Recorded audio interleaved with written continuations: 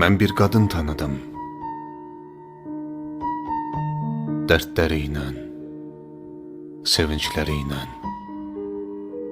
gülüşü və gözyaşları ilə. Mən bir qadın tanıdım. Şahidi oldum hər gözündən düşən damlanın və hər sevindiyində üzündəki təbəssümün. Şahidi oldum onun çəkdiyi ağrıların, acıların.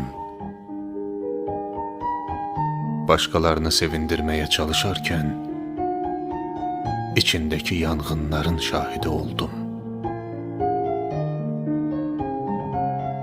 Kimdə axı o qadın? Kim üçün yaşayır? Kimin üçün çırpınır ürəyi? Axı kimin üçün?